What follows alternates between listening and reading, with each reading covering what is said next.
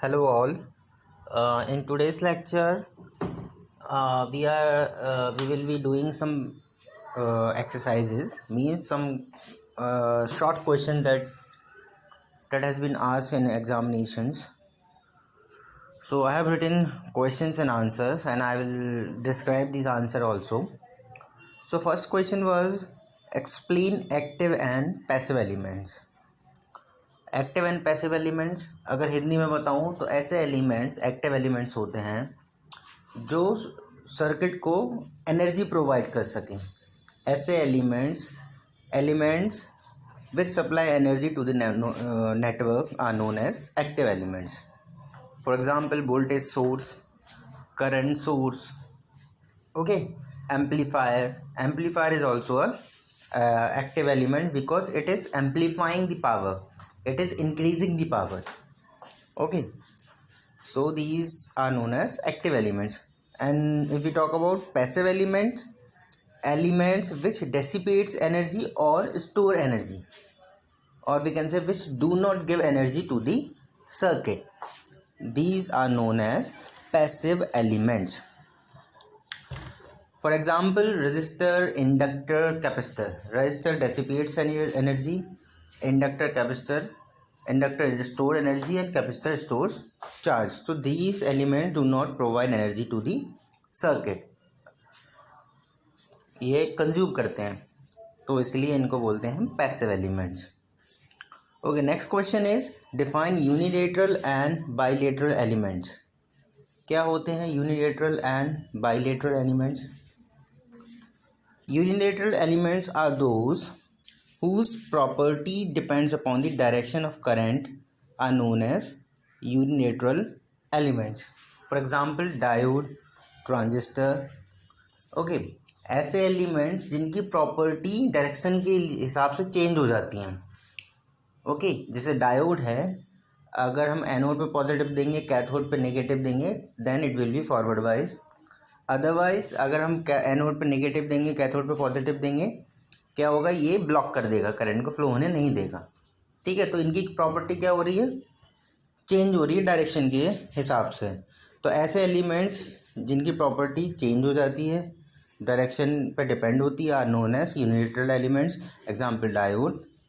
And the bilateral elements whose property does not depend upon the direction of the current, whether from positive to negative and negative to positive, it will flow and the properties will remain same. For example, resistor, capacitor, inductor, okay, its property will remain same. If inductor is there, it will restore the charge. If capacitor is there, it will capacitor store the charge, and if resistor is there, it will dissipate the charge, okay. And the third question is explain ideal and practical voltage sources. होता क्या है, जो हम मानते हैं कि हमारा जो वोल्टेज सोर्स है आइडियली वो टाइम के साथ डिके नहीं करेगा, means it's property will be a straight line, ठीक है ना। नीचे ये डायग्राम दे रखा है, ये आइडियल सोर्स है, ये क्या कर रहा है, it is not decreasing by changing the current, whether current will increase or decrease, dissipate और कुछ भी हो, इसकी जो वोल्टेज है वो स्ट्रेट लाइन होगी, ठीक है। मतलब जो आइडियल वोल्टेज सोर्स है उसके सीरीज में कोई रेजिस्टेंस नहीं होता है, इंटरनल रेजिस्टेंस इज ज़ीरो, ठीक है। बट प्रैक्टिकल वोल्टेज सोर्स में क्या होगा, in practical voltage source there will be a resistance in series called internal resistance, because of which the current start decaying, the voltage start decaying। ये देखो आप, ये जो डायग्राम है, ये इसमें क्या हो रहा है, वोल्टेज हमारा धीरे धीरे करंट के साथ, करंट बढ़ रहा है, वोल्टेज डिके होते जा रहा है, कम होते जा रहा है, okay. Similarly ideal current source क्या होता है, जिसके पैरेलल में, जिसका इंटरनल रेजिस्टेंस ज़ीरो होता है, ठीक है, और जो जिसकी करेक्टरिस्टिक क्या है, स्ट्रेट लाइन है, fine, okay. And the practical current source, in practical current source there will be a resistance in parallel to the source, which causes the current to decay as the time passes. Okay, आप देख लो, ये आपके diagrams हैं इसमें ideal practical के। ये ideal का है, ये प्रैक्टिकल करंट सोर्स है। ये पैरेलल में रेजिस्टेंस लगा है, मतलब इंटरनल रेजिस्टेंस लगा हुआ है। Okay, next question is what is source transformation. Source transformation मतलब अगर मेरा वोल्टेज सोर्स है तो उसको मैं कैसे करंट सोर्स में कन्वर्ट कर दूं, या करंट सोर्स है तो कैसे मैं वोल्टेज सोर्स में कर दूं। तो बहुत ईजी है। अगर मेरे किसी करंट जैसे वोल्टेज सोर्स दिया है, एक एग्जांपल ले लेते हैं। ये वोल्टेज सोर्स है V, जिसके साथ एक RN internal resistance, R input है, R इंटरनल है, ठीक है, रेजिस्टेंस है मेरे इसके सीरीज में। तो इसको मैं एक करंट सोर्स में कन्वर्ट कर सकता हूँ। कैसे? I इक्वल्स टू क्या होता है, V/R। V is V, R is I, R इन। तो V/R करूँगा तो I निकल आएगा, और जो सीरीज रेजिस्टेंस है वो जाके मेरे पैरेलल में लग जाएगा, जैसे ये इसमें देख रहा है। इस तरीके से ये मेरा सोर्स हो जाएगा। और वाइस वर्सा भी कर सकते हैं। अगर एक करंट सोर्स है उसके पैरेलल में रेजिस्टेंस लगा हुआ है तो V इक्वल्स टू IR लगा के ये वोल्टेज सोर्स बन जाएगा, और जो पैरेलल में रेजिस्टेंस है वो जाके सीरीज में लग जाएगा। इस तरीके से हमारा करंट सोर्स में हम कन्वर्ट कर सकते हैं।